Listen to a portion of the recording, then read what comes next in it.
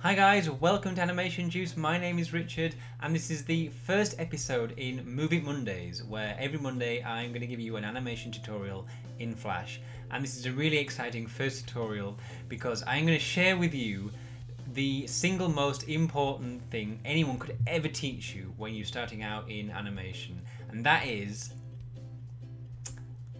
right, the bouncing ball. Now, just stay with me. Don't groan. This is one of the most important things you could ever learn. It demonstrates so many great techniques: squash and stretch, timing, spacing, the slow in, slow out principles. It is just packed full of the basic building blocks to creating fantastic character animation. So let's jump in straight away and get started.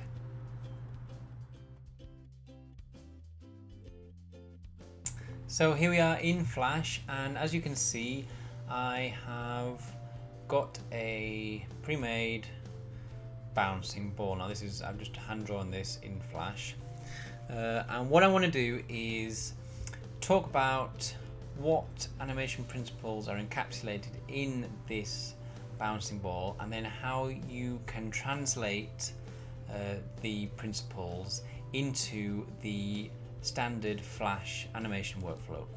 So let's get started. Now, first of all, before I get talking about the specific principles demonstrated, I just want to talk a little bit about the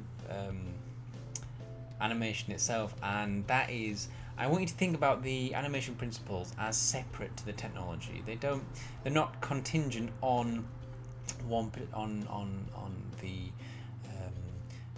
ability and the limitations of one particular type of software. I mean, people were animating using pencil and paper.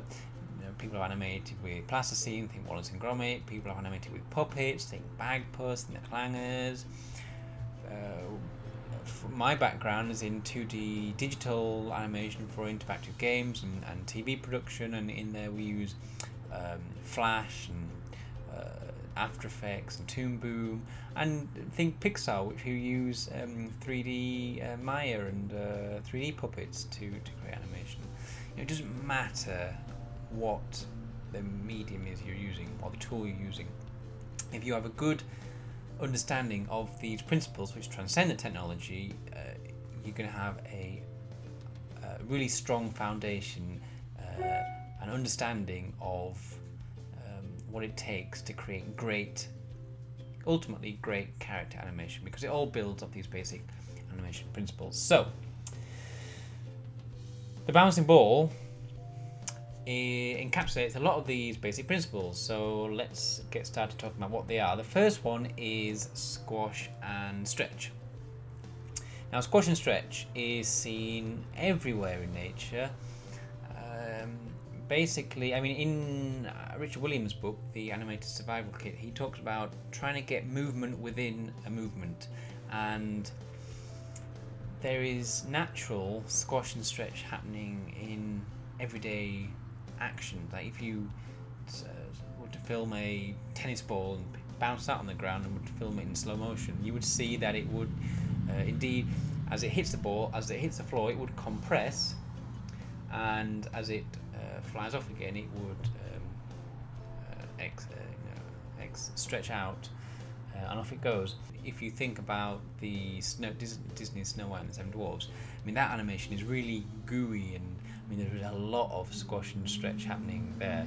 But however you use it, it is a great principle to keep in mind. And let me just show you, like for instance in the bouncing ball, you can see that there's its standard round, and as gravity starts to take effect, you will see that it starts to stretch out, and as it hits the floor, it squashes, it compresses, and when it flies back up again, it stretches out, and then as gravity again starts to take effect, it goes back to its normal shape, and back down it goes, and so on and so forth. The second principle that the animated bouncing ball demonstrates is that of timing. Now, timing is basically how long it takes to do a movement.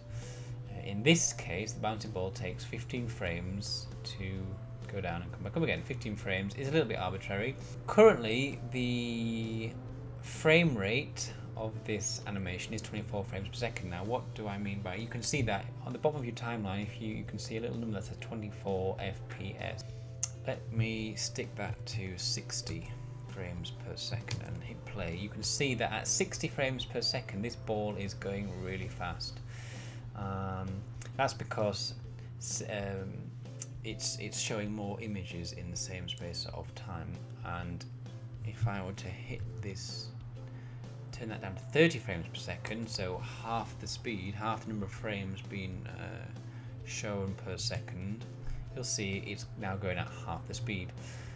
So it's quite a basic principle, but this animation is currently going at 15 frames per second at 24 frames per second, which means that its bouncing loop is about 2/3 of a second long. Now, timing, again in Richard Williams' animated survival kit, he talks about different actions having different timings. Like a standard walk, he's on march time at about 12 frames per second. And a lot of time, if you're in a production environment, the timing of an action is dictated by how long you have for that particular scene, which is dictated in the storyboard and the animatic stage. Basically, it's dictated by ultimately the director, and so you have to work out what is, how long, what have you got to do in that scene, and how long have you got to do it, and therefore work out what is the best way to time out the action. So that's timing. Now, the third principle that it demonstrates is spacing. Spacing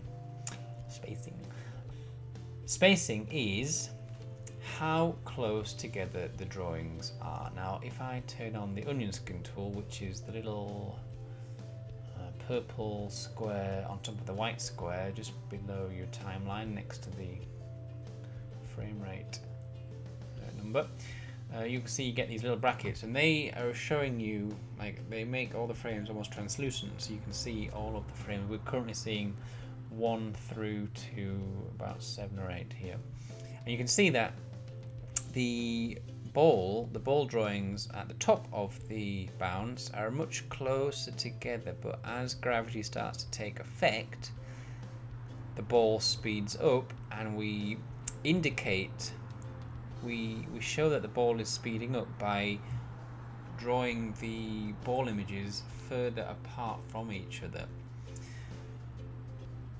And this sort of ties in with the fourth principle, and that is of the slow in and slow out. So the spacing and slow in and slow out really go hand in hand, and the closer together the drawings are spaced, the slower the action looks, and then the more that you space the drawings apart from each other, the faster the action will look. And you can see that demonstrated here as it's coming down out of its bounce. It's slowing out of the bounce and gets faster and faster and faster until it hits the floor, and then on its way back up again. Let's just hit that. This is coming back up again now. The drawings again are spaced further apart, and then as it loses momentum, the drawings become, the spacing of the drawings becomes less and less and less and less and less, and that on screen makes it look like it's going slower. Now what I want to do is show you how to take the knowledge of those principles and translate them into the technology being the Adobe Flash workflow. So what I'm going to do is I'm going to go over to my tool bar on the left hand screen. It might not be left on your screen, but wherever your toolbar is, and go down and select the oval tool. If it doesn't look like if you can't see an oval tool, it may look like a rectangle tool. In order to see the oval tool, click and hold to get the fly out, and there you can grab the oval tool. So what I'm going to do, I've got a new layer. I'm just going to rename my layer by double clicking on it and calling it Flash Ball. There we've got a new layer, and I've got my oval tool selected, and I'm just going to draw a circle. I'm just going to try and match the hand-drawn ball that I've already got.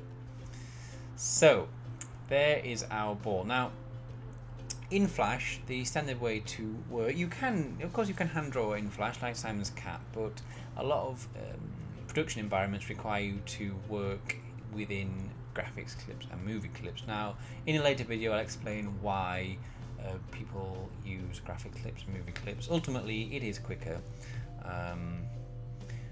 but you have to be careful that the technology doesn't dictate to you good animation principles, because it won't, and it'll leave you with bad, floaty, weightless animation. So what I'm going to do is select that blue ball that we just drew and go to modify and convert to symbol. Now take note of the shortcut key is F8, and it's a good idea to get into the habit of using those shortcut keys because it will speed up your workflow.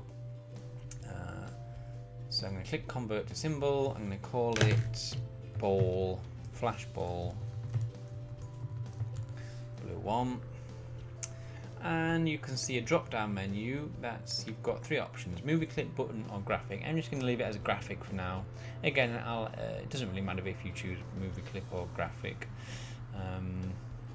I'll go in a later video, I'll go into what the differences are, but for now just click graphic and then click OK. So there we have our ball, and it is inside a graphics clip. Now to get something to animate in Flash, we use something called motion tweens.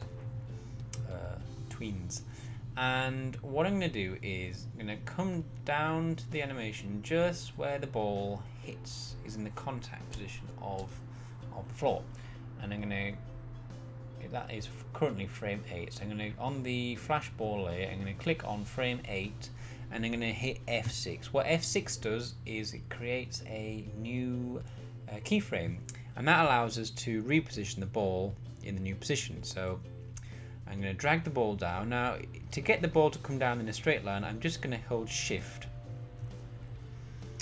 Otherwise, if I just drag it without shift, it goes all over the place. But if I hold shift and drag it down, it'll go down vertically.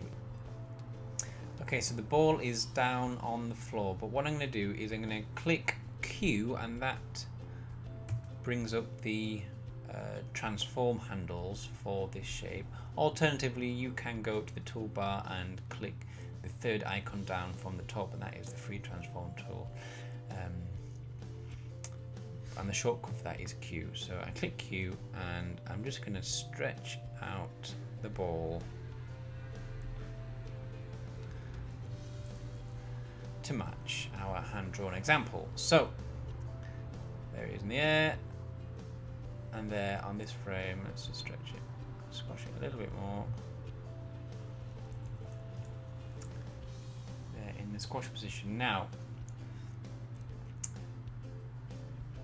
I'm gonna put, what I want to do is I want to put our final keyframe back in the end position. Now there are two ways to do this. I could just move the ball back up again and transform it back to this, but what may happen here is, because this is going to loop, if you don't get the it might flicker between this frame, the frame 15, and frame 1. You see it's jumping, it's not quite the same. So to ensure that it is the same, what I'm going to do is just undo that. I'm going to make sure that I click the frame 15, the last frame of our animation, hit F6 to create another keyframe, and what I'm going to do is I'm going to copy, I'm going to go back to frame 1, I'm going to copy, just Command C, or on a PC Control C, the ball. I'm going to go to frame 15, I'm going to delete that ball, and I'm going to hit Command Shift C, Command Shift V. Okay, so now we're ready to start adding the animated tweens to our graphics clips. And the way that we do that is somewhere between our keyframe at frame 1 and our keyframe at frame 8. If you right click on the timeline and click Create Classic Tween, and do the same thing between frame 8 and the keyframe at frame 15, right click Create Classic Tween, you'll see that the timeline has now changed to a lilac colour, and there is a sort of little arrow between frame 1 and frame 8, and then from 8 to 15. There are two tweens.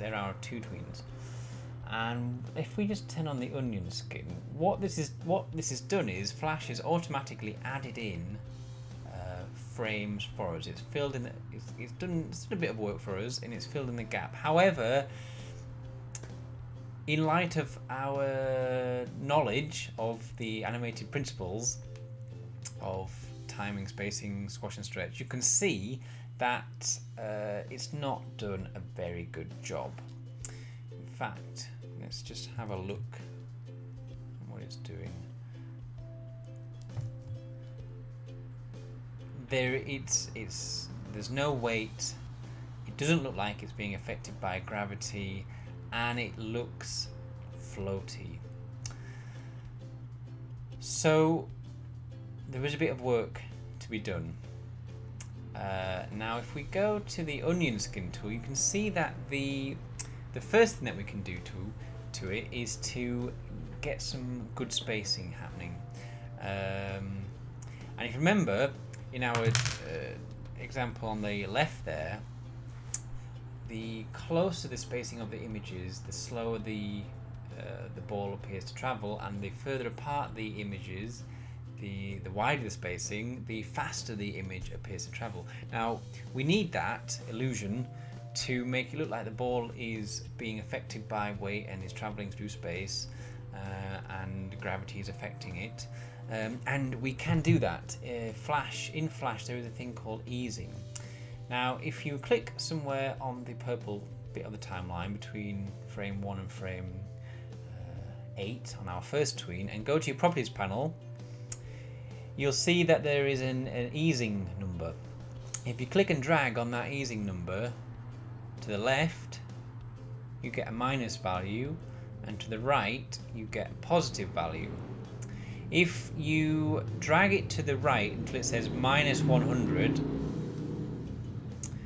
and then on the second tween between frame 8 and 15, click on the value and drag it to the right, you'll see it's gone to positive 100. So the first tween minus 100, the second tween positive 100, and what that has now done is it's given us some spacing. It's given us more accurate spacing. If we turn on our onion skin, you can see that it's the minus value, the minus 100 value, has spaced the drawings closer to the first keyframe, and the positive 100 value has spaced the drawings towards our second keyframe, at frame 15. And that's what we want. That's going to give us the spacing that we want to show the weight of the object. Now,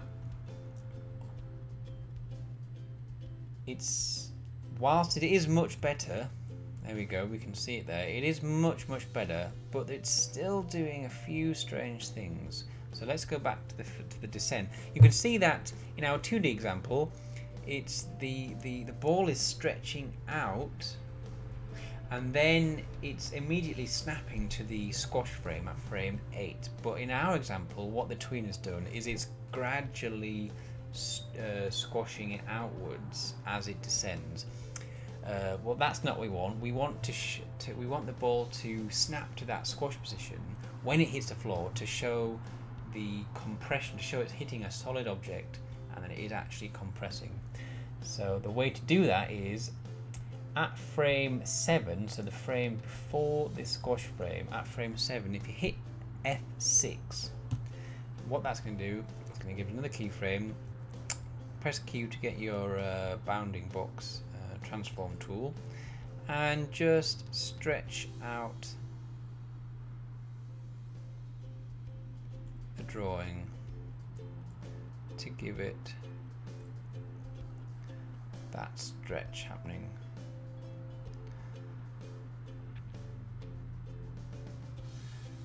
And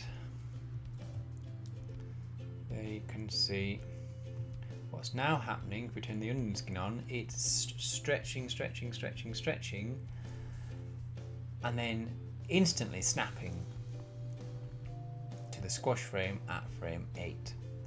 Now we're going to finish this off by doing the second half of the bounce as the ball goes back up again, because you can see that whilst the spacing is better, it's still drifting from the squash position to the round position, when actually what we wanted to do, like in our 2D example, we want it to snap from the squash back to the stretch. That's going to give us our it's going to give us that change of shape. It's going to give us the squash and stretch, which is what we are looking for.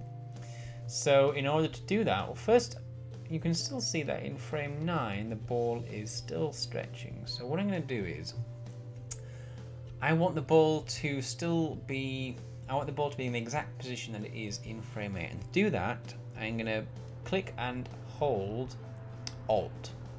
Press and hold Alt on the keyboard. And then I'm going to click and drag on frame 8. I'm going to drag it to frame 9. So what that's done is it's duplicated that keyframe. And then I'm just going to manually stretch it out a little bit more to match our example on the left. And then at frame 10, I'm going to press F6 to get a keyframe, and I'm going to manually stretch our ball out, pressing Q to get the transform tool. I'm going to transform it and position it to match again the animation on the left. When we made the keyframe at frame 10, it actually almost made a new tween for us, so we just need to make sure we apply our ease again, so knock that back up to 100. So let's have a look at that. So there we go, that is much better. Let's turn off our 2D example. That feels a lot better. Now there are a couple more things I would like to do before we call this done, and that is, because this is a looping animation, I remember at the beginning what we did was we copied the first frame and pasted it at the last frame. And what this is doing is, because it's looping, it's giving us a duplicate frame 15. It's giving 0 change between the end and the beginning of the loop. And whilst it's not a massive deal, I just like to make sure that it's always moving. You know, the eye is so sensitive, and it can always pick up on when something hits a brick wall. And essentially, this is hitting a brick wall because it's not moving at all. So, easy way to rectify this is go to frame 15 and just hit the down arrow and nudge it down a few pixels, just so that frame 15 and 1 it's in a slightly different position, and that's just going to help keep it continuously moving. Now the last thing that I want to do to this is add that extra bit of zest and vitality to the movement, and it's outlined in the Animated Survival Kit by Richard Williams. And what it is getting that contrast between the stretch frame and the squash frame. So if we go to frame 7 and frame 8, you'll notice that I've not stretched the ball out as far as I have in the example on the left, the 2D example on the left. And what it says is, if you let's add a keyframe at frame 6. And what I want to do is I just want to knock it back a little bit. And then at frame 7, I want to exaggerate the stretch just before the squash. So the stretch position is really exaggerated just before the squash position, and what that's going to do is, and as a consequence, we've had to nudge back the previous frame. What that's going to do is it's going to give us more change, more movement, and just going to add. You're not going to feel the super cartooniness of that squash frame, but you're going to feel it. And if we just press play now, doesn't that feel nice? So there it is before we've added the extra stretch. I mean, it's very nice, very nice. And here it is after we added that extra stretch, and to me it just adds that little bit of extra spice, extra bit of change, extra bit of movement within the movement, and it just feels alive. It feels really alive. So that's it for this video. I hope you've enjoyed it, and I hope it's really opened your eyes as to how you can use the fundamental animation knowledge and apply it to animating in Flash, or in anything really. You don't have to settle with the tweened, boring, weightless animation that Flash gives you. You can use the knowledge to create that weighted, squashy, stretchy look, and it's going to really set you on the path to being a really strong animator. So like I say, I hope you have enjoyed this tutorial. If you did, let me know by leaving a like and a comment, and make sure to subscribe to stay up to date with all the latest videos as they come out. This is the first video in the Move It Monday series, so I hope to see you next week. Until then, you can check out animationjuice.com, where there will be a blog post on this video. You can download the resource files. All of that is in the details below. And until next week, see you later.